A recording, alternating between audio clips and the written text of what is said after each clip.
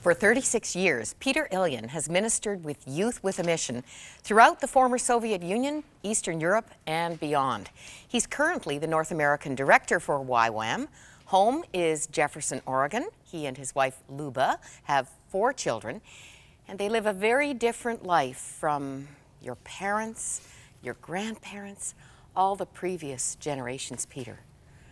Very much so. It's so good to be with you, Moira. It's wonderful to be on your set. Yes, it's been a wonderful life. By the way, my wife's name, Luba, in Russian means love. Oh, how appropriate. I know. So I met love itself and fell in love with love itself, and it's been 31 lovely years. Wonderful. We have 4 lovely kids. 2 of them are married. We just became grandparents 8 weeks ago, so we're very much enjoying it. And you know, having said that you are living a different life from this epic tale we're going to explore a bit, I understand Luba did nearly die in China with cholera. Yes, she did. She was 2.5 years old. It's one of those phenomenal stories. Actually, she stopped breathing for 15 minutes. Her uncle was a doctor, and he pronounced her dead. She turned blue. But there was a lady who's still alive in Canada, Moira, and the Lord spoke to her and said, keep praying for her. I have great things to do through her life. 15 minutes later, she began to breathe. I think God knew that I would be worthless without her, so he kept her for me. Despite the hardship throughout this book, it's a God story. Miracles, prophetic messages that sustained people of faith. Where did the faith come from for these people in Russia, in Ukraine? I'm going to kind of set the scene for this book. First of all, in 1906, there was a famous revival that took place in Azusa Street. Most of your listeners would know and viewers would know that revival. And to that revival came a young 16-year-old Ukrainian kid by the name of Ivan Vodanayev. And the Lord filled him with the Spirit and said to him, trust me, go back to your home country, Ukraine, and I'm going to use you in a powerful way. He obeyed God. And God used him to ignite a revival that swept right on through Ukraine, into Russia, right on through all of Siberia. And because of that, during the communism upheaval of 1917 in that part of the world, there were pockets of Christians all over that part of the world. And because of Ivan Vodanayev, by the way, when I get to heaven, he'll be one of the first people I want to meet. Because of him, my grandparents became Christians. We amazingly have a photograph of your grandparents. This is a village in Ukraine. A little village called the Movka. Now, I'm going to point here. This is the only picture, I think, from the book. That this is great-grandma and great-grandpa. Can you see my thumb and my first finger? Actually, just grandma and grandpa. Your grandma and grandpa? Yes. Right. Because, okay, let me clarify here. This book is written as if your father is telling the story. Right. But you wrote it. Yes. So I'm going to slip more than once and confuse the father with the son. I love that, by the way. These are Vanya's parents. Yes. That's your father. Yes. And they needed to make a move. Every time they tried to make a move, we have maps through this book to try and help us follow the journey. They're captured, they're cut off at the pass. Why were they not allowed to move out of Ukraine, out of Russia, into China, through India? It was mainly because of communism, where it was a horrible time. I don't know what young people are being taught today, but communism was a horrible thing that came to that part of the world. And because of it, people were trying to escape out of that part of the world any which way possible. Now, let me kind of set the scene here. When I was a little boy, I was born in South America, in Paraguay. I had my sister born in Argentina. My other brother was born as well in Paraguay. 3 of us were born in South America. And then when we came to San Francisco in 1956, I was 2.5 years old. And then 3 more siblings were born in San Francisco. My parents were very poor.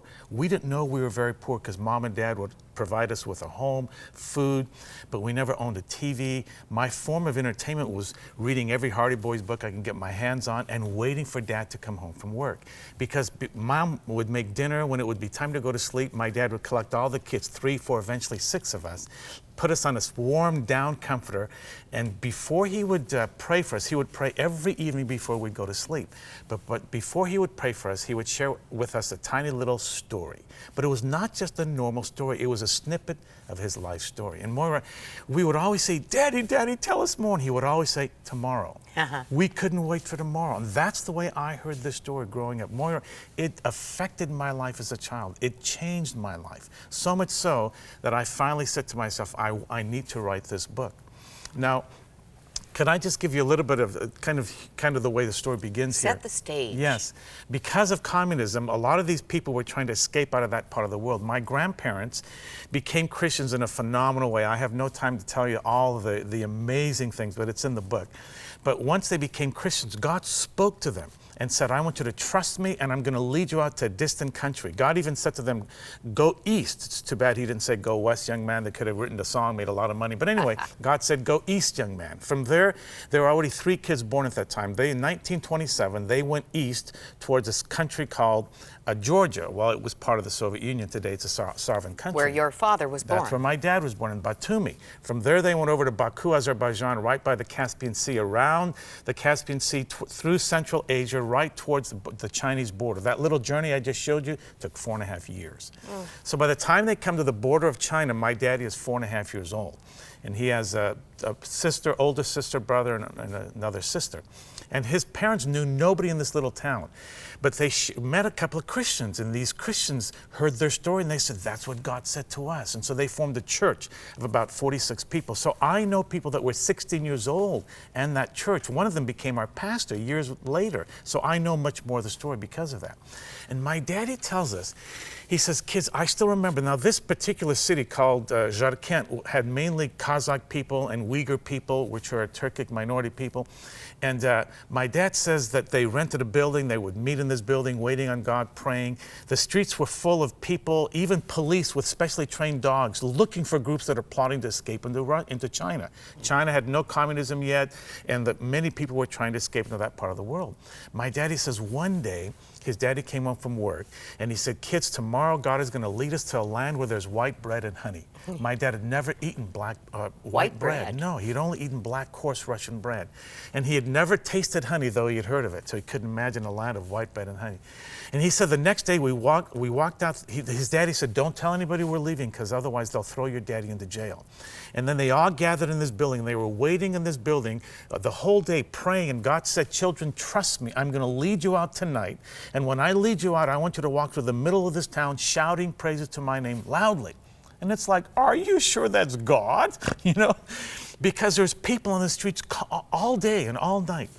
And I know people that were 16 years old. They said, we'll never forget that at about 12 midnight, God sends a huge storm in this little town. Thunder, lightning, wind, rain pelting the windows, and everybody disappears from the streets, including the dogs. Audio camouflage. Yes. And God then says, children, now, prophetically. And I know people 16 years old. They said, we'll never forget. The door flies open, and we walked outside, formed a single file line, 2 blocks long, walked through the middle of the town, shouting praises to God's name. Nobody heard us except God as he thundered his approval. And God even said to them in prayer, I'm going to lead you out by 1 in the morning. As they came to the outskirts of the town, they could hear the bell tolling 1 in the morning behind them. Now, again, very quickly here, they prayed because this was a desert area, very cold at night, very hot during the daytime, and they didn't know which way to go. And so the elders appointed jungle leaders. They prayed. They felt that they should travel at night and sleep during the daytimes, trying not to be caught by the police on horseback. And my daddy remembers many things that happened on this little journey just towards the Chinese border. One of them is his mother had just given birth to another little son, another little boy. His brother was 6 months old.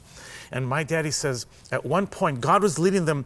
Sometimes they'd come to a fork in the road. The road would go right and the road would go left, and they wouldn't know which way to go. So they would fall on their knees and they'd pray, and God would speak prophetically, turn left, turn right. That's how God led them, Moira. It's unbelievable. It was amazing. And yet, at one point, they ran out of water for 3 days and 3 nights. My daddy will never forget that. During that time, his brother ends up dying. The baby tragically, died. yes. Yeah. His daddy buries him. He doesn't know why he buries him because he doesn't understand death. But he says that the 3rd night with no water at all, we couldn't even walk anymore. We fell on our knees. And I remember him telling us this as little kids. You can imagine how this impacted us. He said, kids, I fell on my 4.5-year-old knees, threw my arms up in heaven, and we all cried out, Father, give us water or else we'll die. And God spoke to them, pitch dark, out in the desert.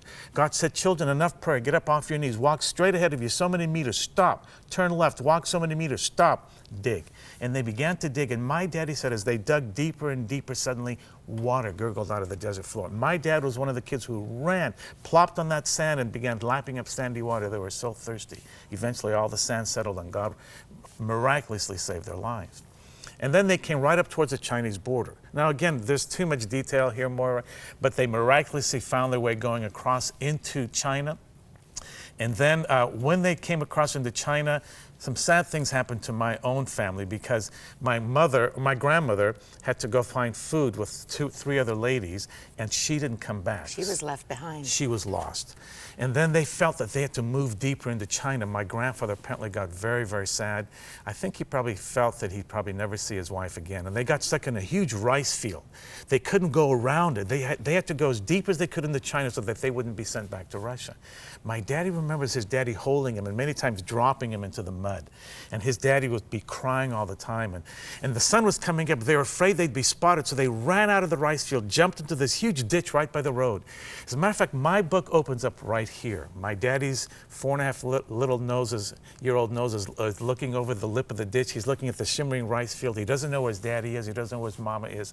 The first words in the book are, "Papa, where are you?" And I think we've all been in that place where we don't really know where Papa is. Even God, where are you, God, in this situation?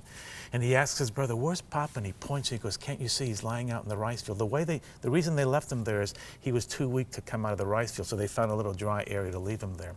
And my daddy's focusing his eyes, looking at the rice field, and he's thinking to himself, that looks just like Papa, but why isn't he moving? Eventually, some of the people in China saw them there. They knew that they were refugees. They said, "Listen, nobody's going to send you back to Russia." So two guys jumped out to carry my grandfather in from the rice field. And as they lay him right by the ditch, the first chapter ends with these words. As he looks at his brother, and his brother's weeping.